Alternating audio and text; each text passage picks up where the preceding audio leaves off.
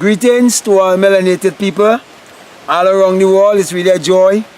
It's a blessing. It's a pleasure to be out here in nature and greeting you, bringing a message of love, a message of peace, a message of satisfaction, a message of abundance and prosperity to you, if only you would put into practice the things that I'm teaching to you and apply them morning, noon, and night. Now, you have to learn to believe in yourself. You have to learn to accept yourself, and you have to have high self-esteem as a person and high race esteem as a race of people also. Because when you look at melanated people, many of them have high self-esteem, but when it comes to race esteem, much doesn't really have that. Thus the reason why many times you find it very hard to get your own people to believe in what you are saying. They more believe in what the white man is saying or somebody from some other race is saying, and many times they do not give you the due respect that is due unto you, because they see you just as they would see themselves. Okay, so we have to learn to embrace our race, and we have to learn to understand that our higher self is beyond the boundary of race or religion. So if someone is listening to me and they think that when you become conscious that you're so spiritual that you don't want to mention anything concerning race, I want to say this to you: the invisible you have no color at all. It's not black, white, or whatever. Okay, I quite understand that.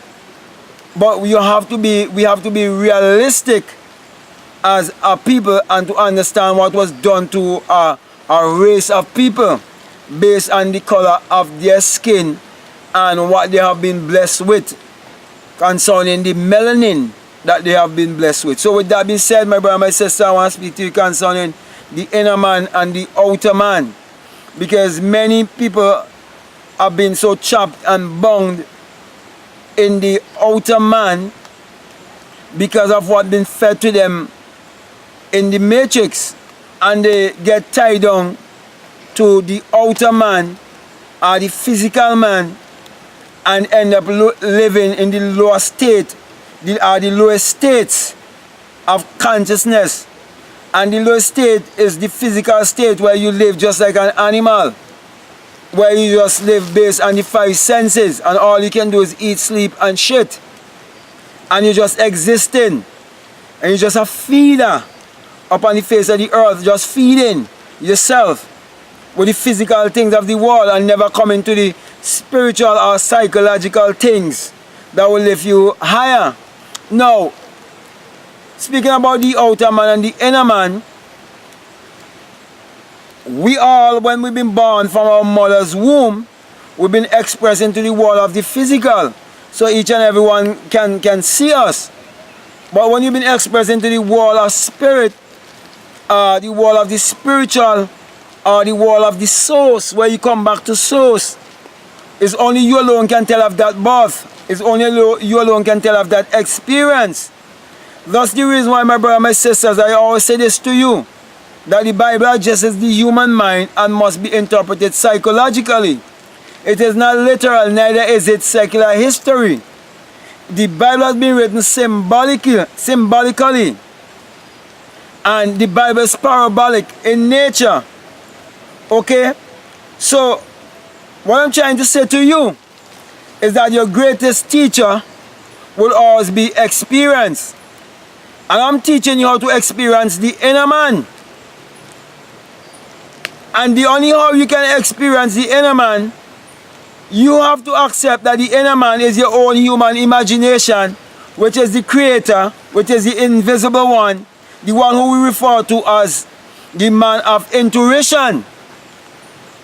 And when you accept that, and you start praying to a God outside of yourself, or believe in a God outside of yourself, or believe in Jesus Christ to be a man that existed 2,000 years ago, then you will be able to experience the inner man, or what we refer to as the subconscious mind. So as I would have mentioned earlier, there's the inner man and the outer man. There's the conscious mind and the subconscious mind. Now the inner man is the most powerful. The inner man is the limitless man. That's the reason why it is said that with God all things are possible. It is speaking about the inner man. And it says also, if thou canst believe, all things are possible to them that believe. If you can believe in yourself, because the self of man is God.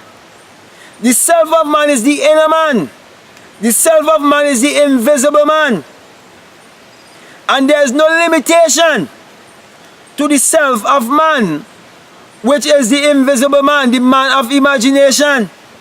That is why it is said, all things was made by him. Who's that him? Not a man 2,000 years ago.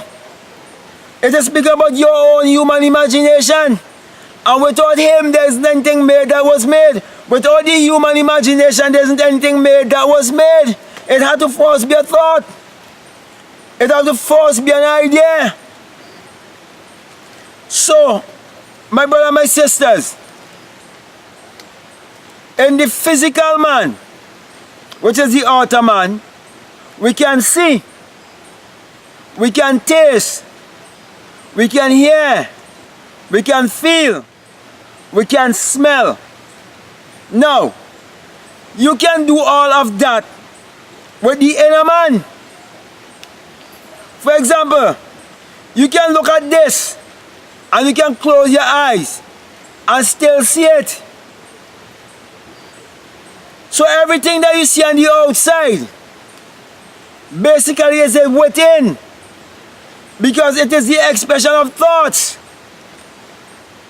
So money is the expression of thoughts, and thoughts is energy, because everything is energy and vibration. Therefore, if it comes by thoughts or by energy, then you cannot chuck it to yourself by thoughts or energy. That's the reason why you have to go into the silence. You have to go into meditation. Because thoughts are spiritual sensation. And your thoughts, they are magnetic and electrical in nature. So you're sending out electrical waves that must return to you. That is why when you refer to the sea, and you refer to the sea as having current, and you refer to the sea as having waves, and the wave that comes in, and the wave that comes in is the same wave that goes out. And whatever you send out is what is going to return back to you. That's why the Bible says you must give, and it shall come back to you. Good measure, pressed down, shaken together, and run over, shall man give into your bosom. That's the reason why, my brother, my sisters, I'm giving information, I'm giving knowledge to you. But it will not become wisdom unless you apply it. And then if you don't apply it and get some wisdom, then it will not become understanding. It will not become a part of you if you don't apply it. So basically, my whole teaching is for you to get in touch with the inner man, to embrace the inner man. And when you embrace the inner man, you cannot hold to idolatry. You cannot believe in an idol. That is why it says that you cannot worship God and mammon. You cannot worship the outer things and the inner man at the same time. But when you discover the inner man, then you will be able to attract to you the outer things, because you will understand the difference between the creator and the creation. And you will come to understand that you are the creator, and the thing that has been expressed on the outside to your thoughts is the creation. And then you will understand that you can create your reality consciously, because you depend on the inner man, which is your own human imagination, which is the subconscious mind. And whatever you impress the subconscious mind with, it will bring back to you. Just like the earth, whatever you sow in the earth will bring back to you. That's the reason why we refer to the earth as Mother Earth. And whatever you sow in the womb of a woman, it will bring back to you. So my brother, my sister, it's as simple as this. If you're thinking about money, if you're thinking about investment, and you're thinking about circulating your money, if you're thinking about investing money, if you're thinking about abundance in your life, if you're thinking about attracting things in your life, more in your life, if you're thinking about attracting a house, a vehicle, if you're thinking about becoming a millionaire, even a billionaire, whatever it is in this world, it was false thought. It was false imagine. So everything comes from the mind of man. Because inside of you resides the invisible one, or the commander. And up here is the command center.